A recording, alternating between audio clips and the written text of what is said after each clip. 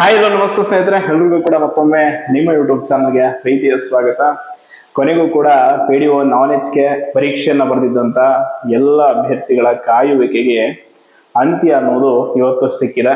ತುಂಬಾ ಜನ ಪಾಪ ವೇಟ್ ಮಾಡ್ತಾ ಇದ್ರಿ. ಅಂದ್ರೆ ಅದು ಹೇಳತ್ತಿರೋದು ಪ್ರತಿ ದಿನ ಕೂಡ ಕೇಳ್ತಾ ಇದ್ರಿ, ಯಾವಾಗ ಲಿಸ್ಟ್ ಬರುತ್ತೆ ಸರ್, ಯಾವಾಗ ಲಿಸ್ಟ್ ಬರುತ್ತೆ. ಅಂಡ್ ಈ ಲಿಸ್ಟ್ ಕುರಿತಾಗಿ ಮಾಹಿತಿ ಕಲೆ ಹಾಕೋದು, ನಿಮ್ಗೆ ಮಾಹಿತಿ ಕೊಡುವಂಥದ್ದು. ಅಂಡ್ ಅದರ ಜೊತೆ KPSC ಕಚೇರಿಗೆ ಭೇಟಿ ಕೊಟ್ಟು ರಿಕ್ವೆಸ್ಟ್ ಲೆಟರ್ ಅನ್ನು ಕೊಟ್ಟಂತ ಕೆಲವೊಂದಿಷ್ಟು ನನ್ನ ಸಹೋದರರು ಎಲ್ರಿಗೂ ಕೂಡ ಅಭಿನಂದನೆಗಳು. ಒಟ್ಟಾರೆ KPSC ಇವತ್ತು ತನ್ನ ಒಂದು 1/3 ಲಿಸ್ಟ್ ಅನ್ನ ವೆಬ್ಸೈಟ್ ಅಲ್ಲಿ ಪ್ರಕಟ ಮಾಡಿದೆ. ಹಲವಾರು ಜನ ಕೇಳ್ತಾ ಇದ್ರಿ ಲಿಸ್ಟ್ PDF ಬಗ್ಗೆ. PDF KPSC ವೆಬ್ಸೈಟ್ ಅಲ್ಲೇ ಇದೆ. ಅದನ್ನು ಹೊರತುಪಡಿಸಿ ಎಲ್ಲ ಟೆಲಿಗ್ರಾಮ್ ಗ್ರೂಪ್ಗಳಲ್ಲಿ ಕೂಡ ಈಗ ಆಲ್ರೆಡಿ ಅಪ್ಲೋಡ್ ಆಗಿದೆ. ಸೊ ನೋಡ್ಕೊಳ್ಳಿ. ಒಟ್ಟು 150 ಹುದ್ದೆಗಳ ಒಂದು ಪರೀಕ್ಷೆ ನಡೆದಂಥದ್ದು. 445 ಜನ ಆಯ್ಕೆ ಆಗಿದ್ದಾರೆ. ಅದರಲ್ಲಿ ಕೆಲವೊಂದಿಷ್ಟು ಕನ್ನಡ ವಿತ್ ಹೆಲ್ಡ್ ಆಗಿದೆ, ಕನ್ನಡ ಸಬ್ಜೆಕ್ಟ್ ಅದು ಇದು. ಅದನ್ನು ಹೊರತುಪಡಿಸಿ ಆಯ್ಕೆ ಆಗಿರುವಂತ ಎಲ್ಲರಿಗೂ ಕೂಡ ಅಭಿನಂದನೆಗಳು. ಎಲ್ಲರಿಗೂ ಒಳ್ಳೇದಾಗಲಿ. ನನಗೆ HK ಲಿಸ್ಟ್ಗಿಂತ ನಾನ್ HK ಲಿಸ್ಟ್ ಬಗ್ಗೆ ಒಂದು ಸ್ವಲ್ಪ ಜೆನ್ಯೂನ್ ಫೀಲ್ ಇದೆ. ಯಾಕಂತೇಳಿ ನೀವು ಅದನ್ನೇನು ಕೇಳಕ್ ಹೋಗ್ಬೇಡಿ, ನಿಮಗೆ ಗೊತ್ತಿರುವಂಥದ್ದು. ಫೈನಲಿ ಒಳ್ಳೇದಾಗ್ಲಿ. ನೆಕ್ಸ್ಟ್ ನಿಮ್ದು DV ಇರುತ್ತೆ. ಸೊ ಇದು ಆಲ್ರೆಡಿ HK DV ಮುಗ್ದಿದೆ. ನಾನ್ HK ಅಭ್ಯರ್ಥಿಗಳ ಡಾಕ್ಯುಮೆಂಟ್ ವೆರಿಫಿಕೇಶನ್ ರಿಲೇಟೆಡ್ ಕೂಡ ನಾನು ಹಲವಾರು ವಿಡಿಯೋಗಳನ್ನ ಹಾಕಿದ್ದೀನಿ. ಸೊ ನೋಡಿ, ಒಳ್ಳೇದಾಗಲಿ. ಫಲಿತಾಂಶದ ಒಂದು ಬೆನ್ನಲ್ಲೇ ನಿಮ್ಮ ಒಂದು ಆಕಾಂಕ್ಷೆ ಇನ್ನಷ್ಟು ಹೆಚ್ಚಾಗಿರುತ್ತೆ ಹುದ್ದೆಯನ್ನು ಪಡೆಯುವಂಥದ್ದು. ಬಟ್ ಇಲ್ಲಿ 1/3 ಲಿಸ್ಟ್ ಅಷ್ಟೇ.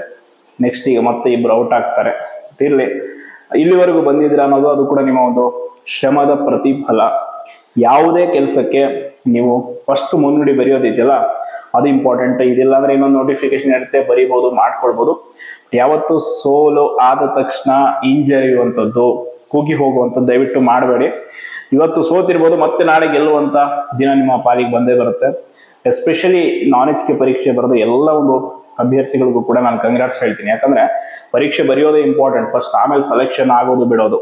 ಫಸ್ಟ್ ಪ್ರಯತ್ನ, ಆಮೇಲೆ ಅದರ ಫಲಾನುಫಲ. ಸೊ ಪ್ರಯತ್ನ ಪಟ್ಟಿದ್ದೀರಾ, ಎಲ್ರಿಗೂ ಒಳ್ಳೇದಾಗ್ಲಿ. ಅಂಡ್ ಆಯ್ಕೆ ಆಗಿರುವಂತ ಎಲ್ರಿಗೂ ಕೂಡ ಅಭಿನಂದನೆಗಳು.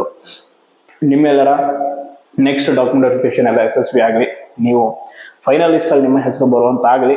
ಅಂಡ್ ಕಟ್ ಆಫ್ ಇದೇನು ತಮ್ಮನೇಲಿ ಕಟ್ ಆಫ್ ಅಂತ ಹೇಳಿದ್ದಾರೆ ಅಂತ, ಬಟ್ KPSC ಬಗ್ಗೆ ನಿಮ್ಗೆ ಗೊತ್ತೇ ಇದೆ.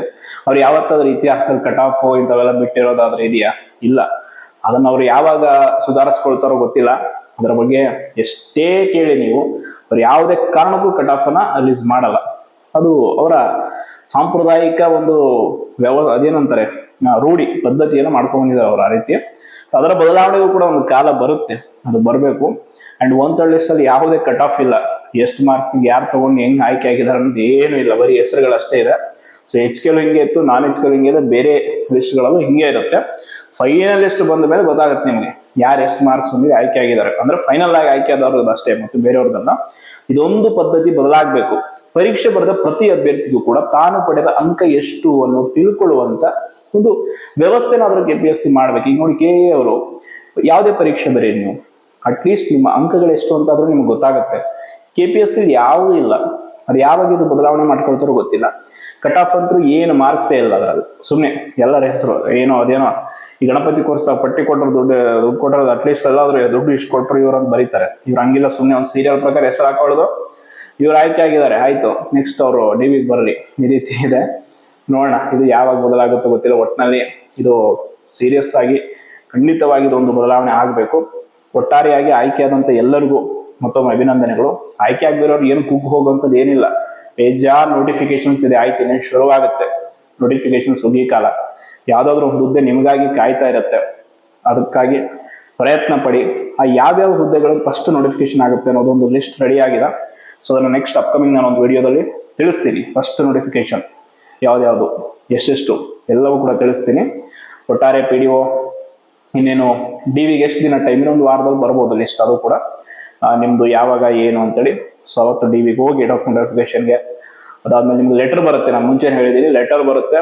ಇಲ್ಲ ಅಂದ್ರೆ ಲೆಟರ್ ಬಂದಿಲ್ಲ, ಇನ್ ಕೇಸ್ ನಿಮ್ದೇನೋ ಅಡ್ರೆಸ್ ಸ್ವಲ್ಪ ಸಮಸ್ಯೆ ಆದ್ರೂ ಕೂಡ ಈ ಲಿಸ್ಟಲ್ಲಿ ನೀವು ಆಯ್ಕೆ ಆಗಿರೋ ಹೆಸರು ಇದೆಯಲ್ಲ, ಇದ್ರ ಜೊತೆ ಇನ್ನೊಂದು ಲಿಸ್ಟ್ ಬರುತ್ತೆ. ಈಗ ನಿಮ್ದು ಯಾವ ಟೈಮಿಗೆ ಯಾರು ಯಾವಾಗ ಅಟೆಂಡ್ ಆಗ್ಬೇಕು ಅಂತೇಳಿ, ಎಷ್ಟು ಗಂಟೆ ಯಾವ ದಿನ ಅಂತ ಆ ಲಿಸ್ಟ್ ಒಂದು ಜೆರಾಕ್ಸ್ ತೆಗೆದುಕೊಂಡು ಹೋಗಿ ನಿಮ್ಮ ಹೆಸರು ಇರುವಂಥದ್ದು ಅಷ್ಟೇ. ಅದ್ರ ಜೊತೆ ನಿಮ್ಮ ಡಾಕ್ಯುಮೆಂಟ್ಸ್ಗಳು ಎಲ್ಲ ದಾಖಲೆಗಳನ್ನ ಸಿದ್ಧವಾಗಿಟ್ಕೊಳ್ಳಿ. ದಯವಿಟ್ಟು ಆಯ್ಕೆ ಆದವರು ಇನ್ನು ಏನೇನು ನೀವೇನು ತಿದ್ದುಪಡಿ ಮಾಡಿಸೋದಿದೆ, ಅಫಿಡೇವಿಟ್ ಮಾಡ್ಕೊಳ್ಳೋದು ಎಲ್ಲ ಮಾಡ್ಕೊಳ್ಳಿ. ಯಾವುದನ್ನು ಕೂಡ ಅಲ್ಲಗಡಿಸ ಅಂದ್ರೆ ನೀವೇನು ಕಡೆಗಣಿಸಕ್ಕೆ ಹೋಗ್ಬೇಡಿ. ತುಂಬಾ ಇಂಪಾರ್ಟೆಂಟ್ ಪ್ರತಿಯೊಂದು ದಾಖಲೆಗಳು ಕೂಡ. ಚೆನ್ನಾಗಿ ಎಲ್ಲವನ್ನ ರೆಡಿ ಇಟ್ಕೊಂಡು ಖುಷಿಯಾಗಿ ನಿಮ್ಮ ಒಂದು ವೆರಿಫಿಕೇಶನ್ ಅಟೆಂಡ್ ಮಾಡಿ. ನೆಕ್ಸ್ಟ್ ಫೈನಲ್ ಲಿಸ್ಟ್ ಅಲ್ಲಿ ಬರುವಂಥದ್ದು ಅದು ನಿಮ್ಮ ಅದೃಷ್ಟ ದುರಾದೃಷ್ಟದ ಎಲ್ಲವೂ ಕೂಡ. ಈ ಕಾಂಪಿಟೇಟಿವ್ ಎಕ್ಸಾಮ್ ಅಲ್ಲಿ ನಾನು ಹೇಳಿದಂಗೆ ಪರಿಶ್ರಮಕ್ಕಿಂತ ಅದೃಷ್ಟ ಕೂಡ ಇಂಪಾರ್ಟೆಂಟ್. ಪರಿಶ್ರಮ ನಾವು 99% ಮಾಡಿದ್ರು 1% ಅದೃಷ್ಟ ಇಲ್ಲ ಅಂದ್ರೂ ಕೂಡ ಏನೂ ಮಾಡೋಕ್ಕಾಗಲ್ಲ. ಸೊ ಹಂಗಿದೆ ಪರಿಸ್ಥಿತಿ ಅಂತ ಹೇಳ್ತಾ ಎಲ್ಲರಿಗೂ ಮತ್ತೊಮ್ಮೆ ಶುಭವಾಗಲಿ. ಧನ್ಯವಾದಗಳು.